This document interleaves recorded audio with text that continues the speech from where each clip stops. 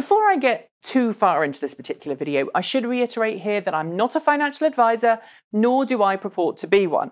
I'm also not a financial journalist, and in the interests of full disclosure, because I sometimes get asked this, no, I don't have any in-stock investments and nor do I plan to get any. But if I were to at some point in the future, it wouldn't be in any company that I actively cover on this channel because I would view that as a conflict of interest. That out of the way, let's get on with the video. Unless you are an investment banker, someone with a stock portfolio, or perhaps a financial guru, the chances are you'll be completely unfamiliar with the huge number of acronyms and specialist terms that are used in the financial world. Some, like IPO or initial public offering, are well known outside of that world. Even terms like S-block or securities backed line of credit, something I'll come to later in this video, come up enough in mainstream media coverage for them to be reasonably well understood. Yet last week, Tesla was granted something called a CTO by the US Securities and Exchanges Commission, short for Confidential Treatment Order. It essentially allows Tesla to withhold certain mandatory filings from public record for an arbitrary period of time. But what's the purpose of the CTO that Tesla had just granted to it? Why did it happen around the same time Tesla increased its borrowing by an additional $800 million US? And are the two events linked? And more so, should you be worried about it? I'll start with the first. Under the rules that publicly traded companies must comply with, there's a fair amount of information that must be made public, such as details of quarterly financials, acquisitions, loan agreements entered into, any significant funds raised by the company and how that money is raised, board changes, and any major share sale or issuance. That can also include information prepared for specific investors or more general investor information about future products, production timelines, research and development, and even specifics about pricing. Given that information has to be posted by the company in question and remains part of the records at the Securities and Exchanges Commission, anything and everything usually submitted to the SEC becomes public record, searchable and scrutinizable for anyone willing to spend their time and energy researching it. For journalists like me, SEC filings are a great source of information that might not be easily obtainable through other means.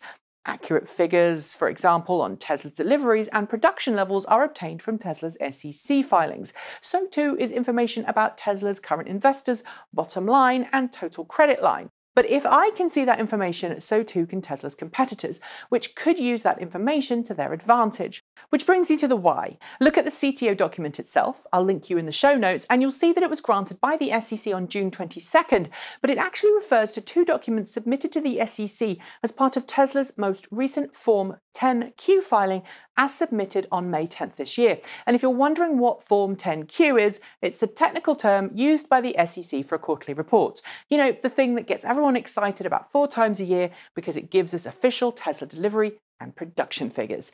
When it made its quarterly report in May, there was information contained within 2 of the documents submitted to the SEC that Tesla believes is most likely going to give its competitors an unfair advantage in the marketplace, or perhaps cause some other consequence which would be detrimental to Tesla's financial future. Given the timing, I'm guessing it's information pertaining to the Model 3, lease agreements, and perhaps some possible pricing for the same. Given the SEC, like every other government agency, takes its time to process these requests, I'm guessing it's taken the past month or so for the SEC to grant Tesla's most recent CTO request. And that means it's got nothing to do with the SEC filing the very next day detailing Tesla's increased line of credit. But hey, it's an $800 million credit line, and I promised I'd explain it. So here's a quick rundown on that second filing. For those who don't know, a securities-backed line of credit is quickly becoming a fashionable way for companies in need of extra cash to raise a little extra funds. Since it's a little more flexible than a traditional bank loan, and S-block funds can be used for pretty much anything in the company that's obtaining it. As a trade-off for that extra flexibility, anyone taking out an S-block has to put up some or all of their assets as a collateral in case they're unable to make the repayments. This can't be stock. It has to be something tangible like buildings, equipment, or inventory. S-blocks are a really useful thing for companies readying to bring a new product to market, since they can help a company borrow against what is essentially income from future sales, which is exactly why Tesla has extended its line of credit further. And rather than a loan, where money is paid out in full and then paid back over time, the credit line is a little like a giant credit card. The company can draw from the credit line as and when it needs, up to the maximum amount agreed by its lender. The latest in a long line of credit increases, Tesla's latest $800 million credit line increases its total borrowing credit to $3.825 billion and will help the company survive the next few months as it readies Model 3 for production. Of course, it has to pay some of that back at some point, and obviously Tesla is hoping its Model 3 will help it achieve that in double quick time. How long will it take to repay, though? Well, that's dependent on how successful Model 3 is.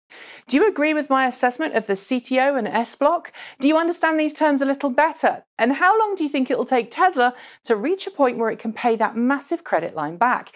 Leave your thoughts in the comments below. Don't forget to like, comment, and subscribe. And of course, if you'd like to see more videos like this, why not contribute to our running costs via Patreon?